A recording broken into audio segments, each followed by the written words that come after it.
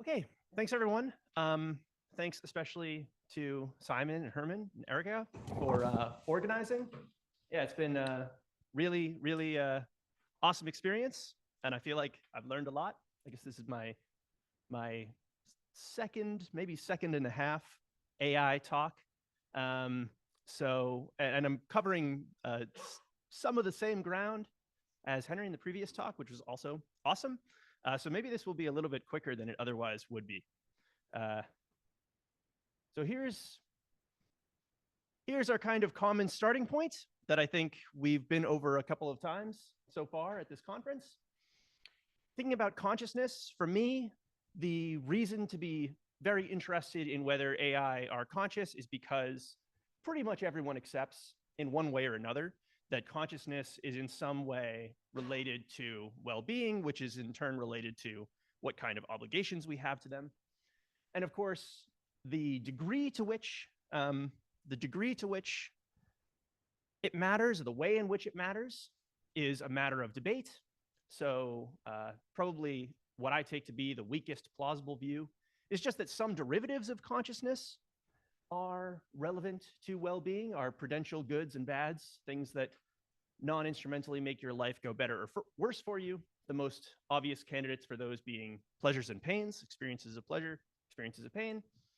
But then you can have various stronger views, one of which the view that only derivatives of consciousness, only conscious experiences can be good or bad for you, and the related view that all and only conscious beings have moral status. So that's why I care. And another familiar point that we've gone over a couple of times is that given that we have this concern about AI consciousness, what it would really be nice to do is just take our one true theory that we all 100% agree on, that we're all totally on board with and empirically supported, and Dave Chalmers and Dennett can both agree, and everyone shakes hands, and just take that one theory and apply it to the AI and see what it says. But obviously, we can't do that because we don't have a consensus view to apply. So we're left in this space where we have different kinds of theories of consciousness, and they make very different predictions about near-term and further-term AIs. So we can have the behaviorist, various shades and degrees of interpretationists saying that, yeah, it's a near certainty, or even a certainty that current AIs are conscious, because being conscious is just a matter of exhibiting certain sorts of behavior, and we can see that they do that, or we can easily foresee that they will. The other end of the spectrum is we have theories that make a big deal of the idea of having neurons and having a certain kind of biological substrate. And those say, almost certainly not, or certainly not, current AIs and future AIs.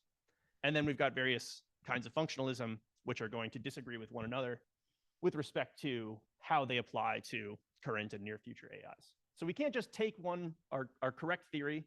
There's some people out there, presumably, who accept the correct theory, and I'm happy for them. They know which AIs are conscious, but I don't know which. I'm not in that camp, and most of us aren't, hopefully. We don't know exactly which theory is correct, so we're in this kind of tricky space. So what are we supposed to do?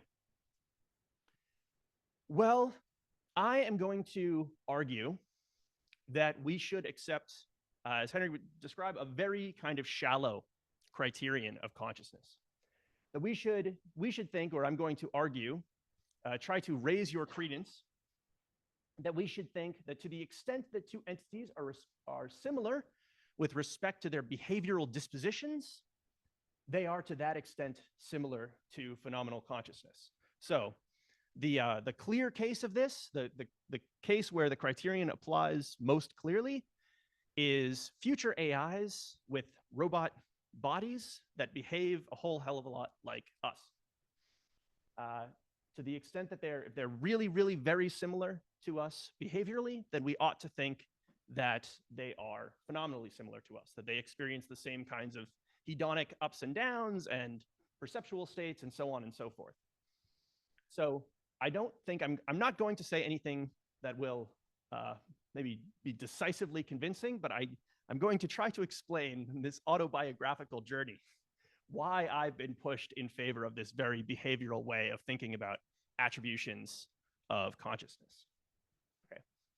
So the plan for the next 40-ish minutes is to first start by just describing, explaining exactly what I mean by the behavioral criterion, unpack it.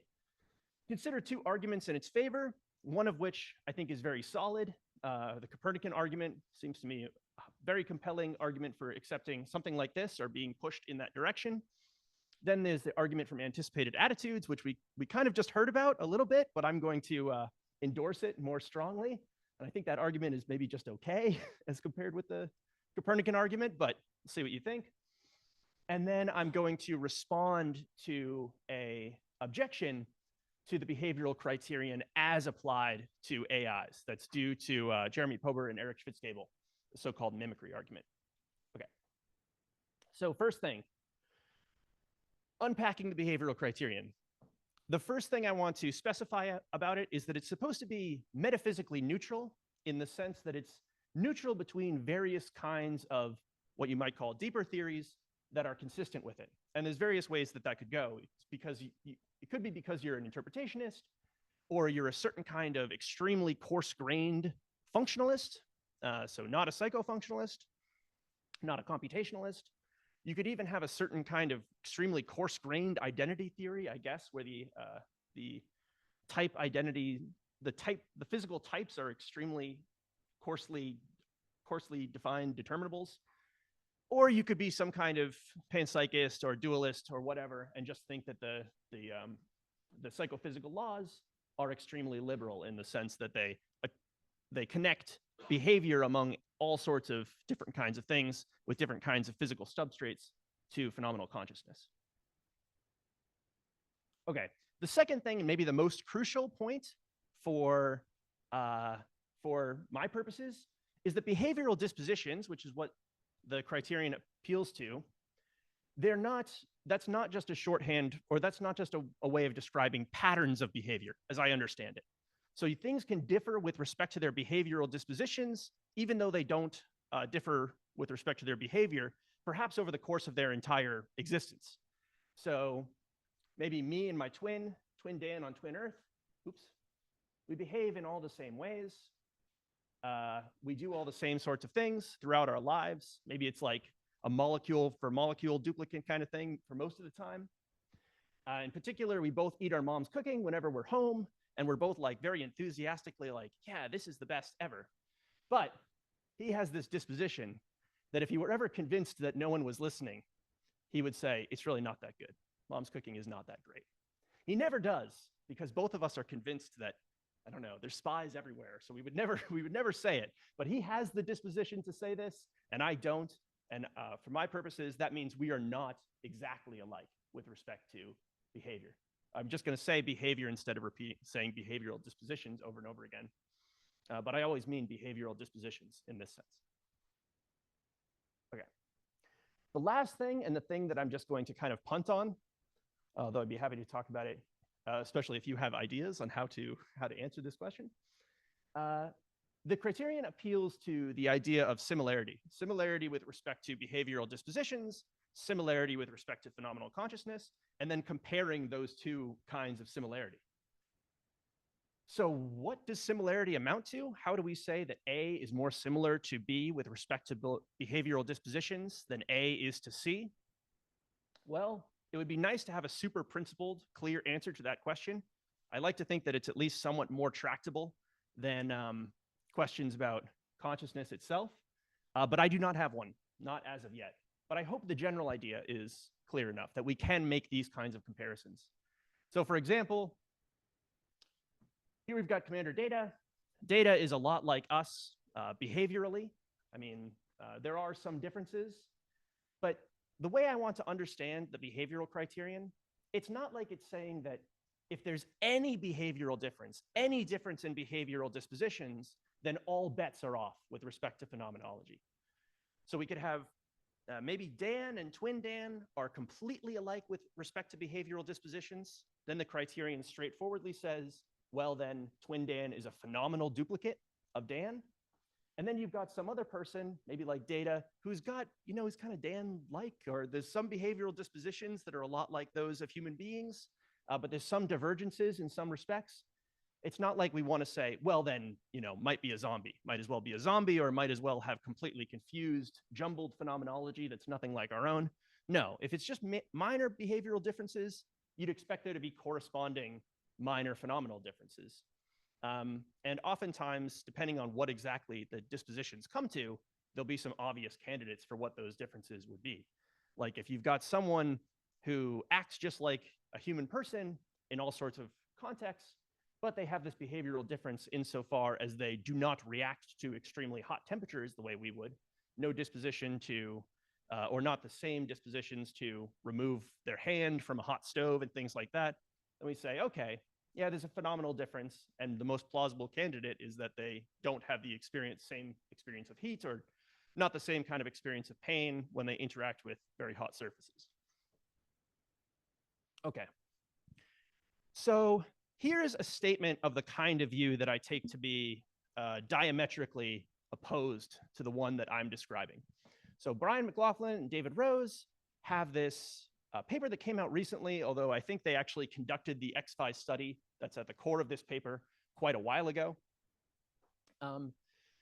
So they're opposed to the view that they call nomological behaviorism, which is essentially the same as accepting the behavioral criterion, that if two things are alike with respect to behavior, then they're alike with respect to phenomenal consciousness.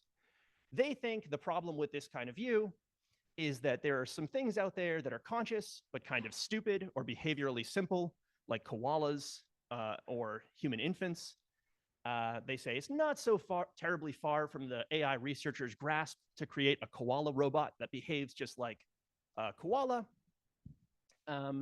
But because these things are based on silicon and they're just designed to mimic koala behavior rather than feel koala feelings, they would not be moral patients. They would not be phenomenally conscious. And they have some empirical data to kind of corroborate the idea that this is a popular sentiment. So they describe these little vignettes where a human infant is like stuck with a needle or something. And then they ask people to agree, or from a scale of 1 to 7, I believe, agree or strongly agree with the claim that the infant feels pain. And people, of course, commonly say that it does. Then they describe a baby robot that just behaves like a human infant, and that even if you interacted with it for a couple of days, you wouldn't be able to tell the difference. And people are much less inclined to say that it feels pain when they stick them with a hot needle or whatever. So that's some evidence, although I come back to it if there's time, that I might not be as decisive as they take to be. Some evidence that this kind of behavioral way of thinking about consciousness is not very popular in the public imagination. So definitely arguing against these guys, maybe arguing against the person on the street. Okay, so first of two arguments for thinking that that you should adjust your credences in favor of attributing consciousness to things that are behaviorally like us. The first is this so-called Copernican argument, which is advanced by Eric Schwitzgebel. And I think about it a little bit differently, but the idea is kind of similar, and it's actually was kind of hinted towards in the last talk, that if we encounter other kinds of intelligent systems, intelligent entities that behave a lot like us in many interesting ways, they engage in trade, they're capable of these complex projects, they have arts and sciences. If the universe is full of stuff like that, but most of them are not conscious, then we are kind of suspiciously, inexplicably lucky. We have to say, yeah, what a fortunate thing it is that we have the right stuff, that human brains have these wonderful magical neurons, these things that produce not just all the complex behavior that we know and love, but also the qualia, also the feelings.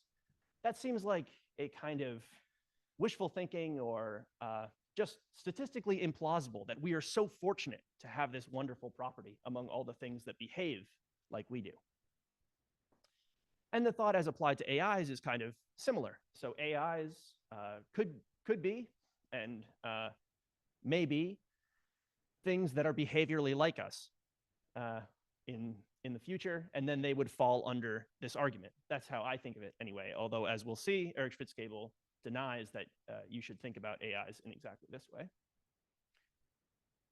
So you can just put the point in terms of saying it would be a coincidence if we turned out to be luckily conscious among all the things that kind of act like us.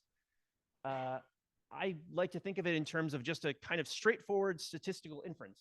It's like human consciousness is just more likely, given that a higher proportion of behaviorally sophisticated beings that behave like us, are conscious. It's not impossible. It's not impossible that we're fortunate in that way. It's just not likely. It's like if you picked a marble out of a jar and it's red. Yeah, it could be that every other marble in the jar was blue and you just happen to pick the red one. It's just not that likely. So human consciousness is, in that sense, I think that pretty straightforward sense, it's evidence for consciousness among behaviorally sophisticated entities, including AI, such there be. One last way of putting the point, just think about it. There's kind of distractions that are introduced, I think, by thinking about our own consciousness as evidence. You know, we're the observers observing our own consciousness. There's something that feels weird about that, but you can just change who the relevant observer is. So suppose that there's some angelic observers out there in space, and somehow, you know, they're looking around at the universe, they see whatever intelligent systems there may be, and somehow they come to know, maybe they ask God, and they come to find out that the humans on Earth, the intelligent systems down here, they're conscious. What are they likely to conclude? What are they likely to conclude about all the other intelligent systems out there, all the other things that behave in kind of complex ways and have arts and culture? Well, they could think, you know, it's just a coincidence that the one that we looked at is conscious, but the rest of them, or most of them, or many of them are not. But probably that's not the inference you would expect to be made. What seems much more reasonable to conclude is that probably a large proportion of them are conscious, because this is just a random representative sample of the whole bunch. You know, skip that. Okay, that's one kind of argument that you could have for thinking that a larger proportion of beings that behave like us are conscious. A different one, I think we kind of saw some of it in the previous talk, but I want to explain how I do see this as an argument for thinking that future beings or intelligent systems, intelligent AIs that behave like us will be conscious. So I'm maybe willing to go a little bit further in the empirical prediction, perhaps because it concerns a more specific kind of scenario. A future in which there are AIs. It's not just ELIZA, it's not just Replica or whatever. It's not just things that you talk to on your computer, but AIs that truly behave like human beings because they actually have robo bodies. So they really behave like human beings. And in fact, you know, they're not particularly weird behaviorally. They're able to join us in society as friends and coworkers and neighbors. Of course, because they have that kind of suite of behavioral dispositions, they're able to do the things that we do, and they're able to interface with our society in the same ways that we do. So they're able to join us in society. I just think, and of course, yeah, you might disagree, it's an empirical prediction that almost everyone will believe that the AIs are conscious. And that moreover, the thought that they're not conscious will seem like this bizarre kind of prejudice, you know, akin to thinking that people of like certain races are not conscious. And I think that it's a good rule of thumb, epistemically speaking, maybe not completely without counterexamples, but a good rule of thumb is that if you know that you will believe that P, and you know that your epistemic position when you believe that P will be no worse than it is now, then you should skip ahead and believe P now. You should cut to the chase. So here's a kind of case to illustrate the way I'm thinking about it. I don't know who this guy is. I just searched on Google for crossed out photos. So no offense to Brian, whoever Brian is. I first meet Brian, I just think he's a terrible person. We have lunch. I don't know what we talk about, but I come away with this conclusion that this guy, Brian, he's a terrible guy. But my friends remind me that I have just a suspicious nature. It's just how I am. And I tend to think everybody I meet the first time I meet them is a terrible person. And then when I interact with them more, I end up concluding that they're a good person. My friends convince me of this. My friends point out that I have very good evidence for believing that when I spend more time with this intelligent being, with Brian, I will conclude that he's a good person. Well, if I'm really convinced of that, then I think I ought to believe that Brian is a good person now. It would be really strange to be like, yeah, I agree with my friends. I agree that when I spend more time with Brian, I won't think he's such a jerk. But you know what? Until I do, he is a jerk. Until I actually spend the time with him, I'm going to go on believing that he is the worst. No, I should instead say, yeah, there's something that I'm going to come to learn about him on the basis of interacting more. There's no reason to think that I'll be fooled, that I'll be deceived, that my epistemic position will be worse. So I should skip to the conclusion and think that he's a good person now. So there's various reasons why you might doubt that future people will be in a epistemically, at least epistemically on a par situation compared to us. I mean, one kind of flat-footed way that you might advance the claim that future people will be in an epistemically worse situation than us with respect to AI consciousness is you could say, well, look, future AIs won't be conscious. So when people conclude that the AIs are conscious, when they conclude that these robots are conscious, they'll be tricked. So of course they'll be in a worse epistemic position than us. But of course, this is just assuming what's at issue, assuming a stance on the question of whether or not they will be conscious. Of course, if you assume that they're not conscious, then you can conclude will be in a worse epistemic position than us. But you're not entitled to assume that in the context of an argument for thinking that they will be. Another different kind, maybe more sophisticated approach to thinking about this question would be to say, well, we human beings, we just attribute consciousness willy-nilly to anything that looks kind of like it has a human face, to anything that's, if something smiles, you think it's happy or whatever. So future people, they're going to believe that these AIs are conscious just because they smile, or just because they frown, or just because they say, hey, I'm conscious. And that's not a very reliable method, we think, for coming to have true beliefs about what's conscious and what isn't. I guess the idea would be like, we're more likely to attribute consciousness to a rock that has a smiley face drawn on it than we are to a rock that doesn't. Surely that's not a good process, so we shouldn't trust it in the future. And to that I say, yeah, sure. Some people, presumably, will form their beliefs about AI consciousness on the basis of these bad processes. But I would go further in my empirical prediction. I predict that if there's a conference like this one, or maybe the prediction is really, there couldn't be a conference like this one if there's these AIs walking around.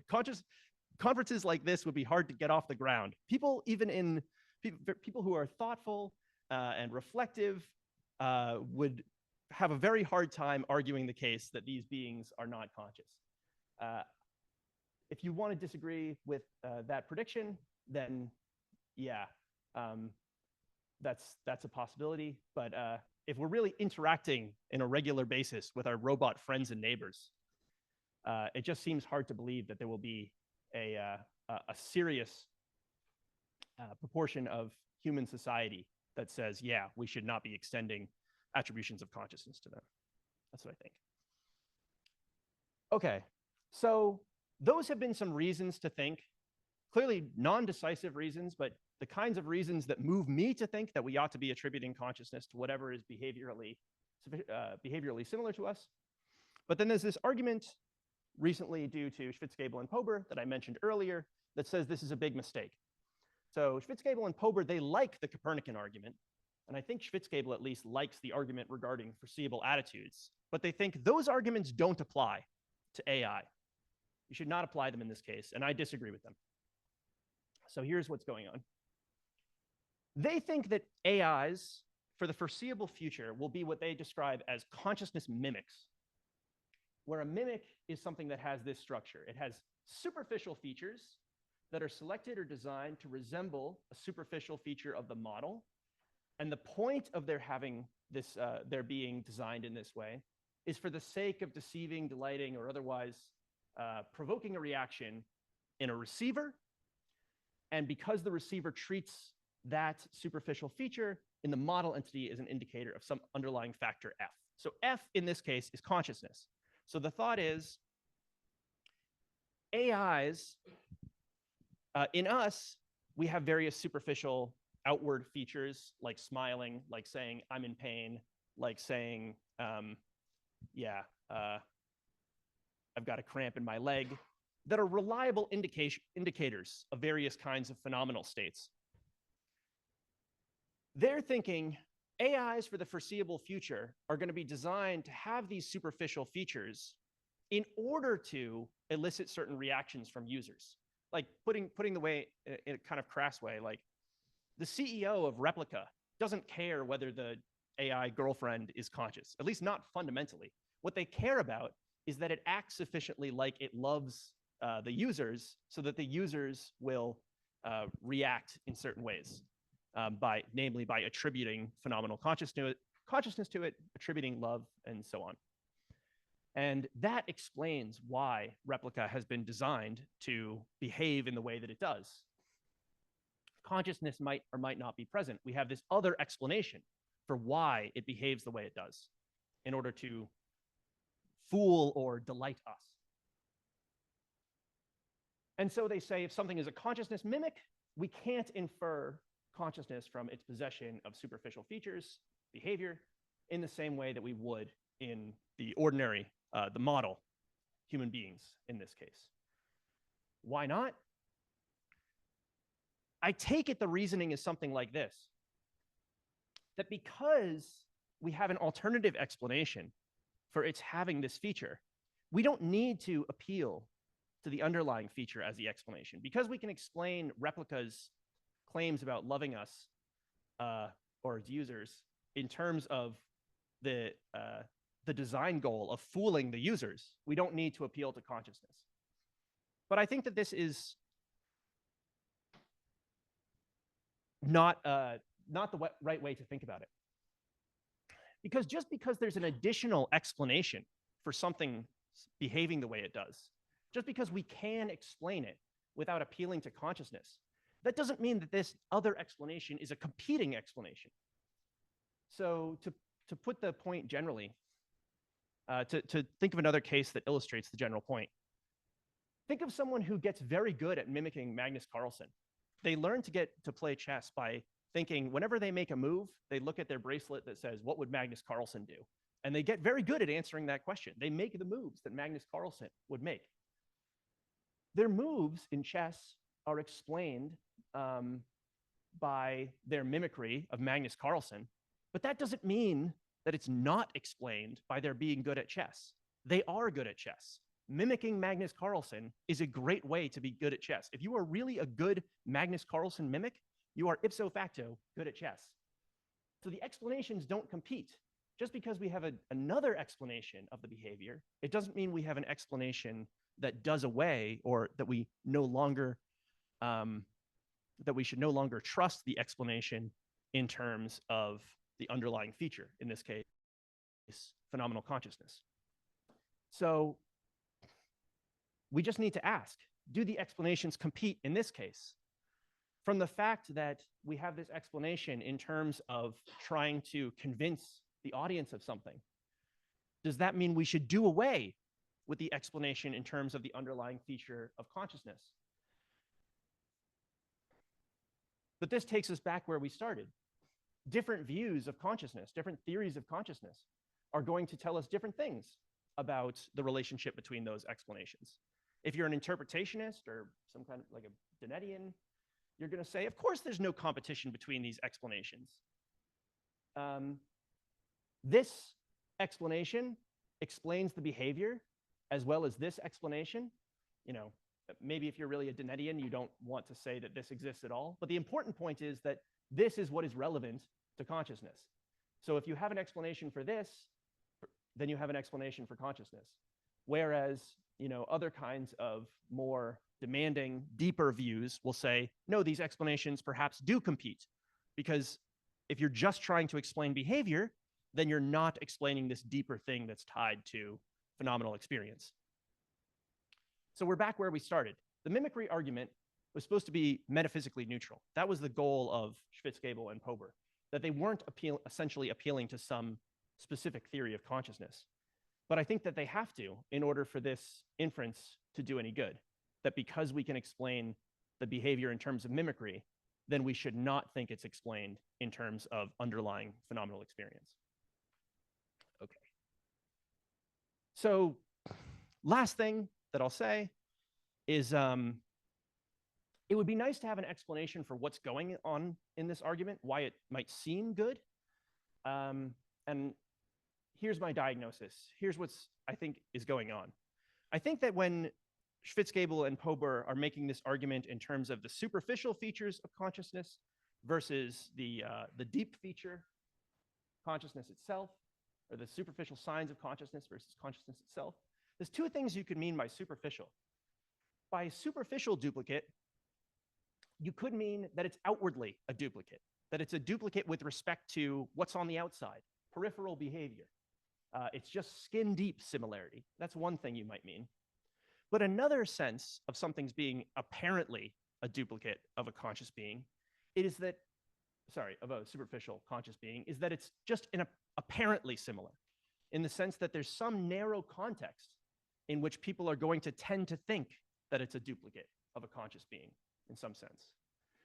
So it's really, I think it's pretty clear that if something is merely an apparent duplicate of a conscious being, that is, there's some narrow set of circumstances in which you would be fooled into thinking that it's like a conscious being, then that alone doesn't seem like it's a good reason to think that it is conscious. But the same thing isn't necessarily true of outward similarity. So Schwitz, in defense of this kind of interpretation of what's going on in their argument, Schwitzgebel and Pober give this example of one of these creepy child's toys, the telephone. I found the version that's not the one from Skinamarink because that one is even scarier. But they give this as an example of something that is a consciousness mimic. A child's toy that says hello when powered on. This is a simple case of mimicry, they say. In human models, hello normally indicates an intention to greet. But of course, the child's toy has no intention to greet. Of course, this is just a case of apparent mimicry. There's an extremely narrow set of circumstances in which this thing seems to indicate consciousness. But then in all sorts of other scenarios, if you tried to continue the conversation and be like, oh, you know, you're a conscious being. I guess we're now having a conversation. Do you want to get lunch later? It breaks down very quickly because you don't get an answer to that other than hello again. So this is apparent mimicry, very weak apparent mimicry. It's not outward mimicry. It doesn't have anything like the full suite of human behavioral dispositions. So this argument, I think, is not relevant to the behavioral criterion as I'm understanding it. It's not applying to cases where there really is a high degree of outward similarity, a high degree of similarity with respect to what's on the outside, what's skin deep. Okay. Very last thing I'll say. So I've been talking about everything in terms of behavior. I haven't made any reference to internal architecture really at all. But I don't mean to be saying that internal architecture is irrelevant. It's not like I'm saying, oh, we should just stop thinking about what's on the inside at all and just look purely at behavior. I do think that ultimately we want to attribute consciousness to things that behave like us. But sometimes the only way of determining whether something would behave like us in various far-flung possibilities is to look at what's on the inside.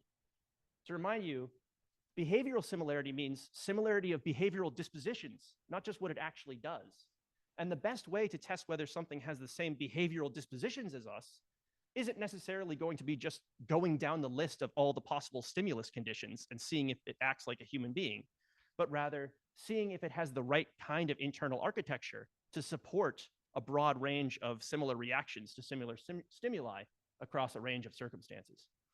So it's a reason to think that even though I've argued that we ought to raise our credences that things behaviorally similar to us will be conscious, I don't take this as an argument saying that we no longer need to think about theories of consciousness at a deeper level at all. Okay, I think I'm just about out of time, so I will just leave it there. Thank you.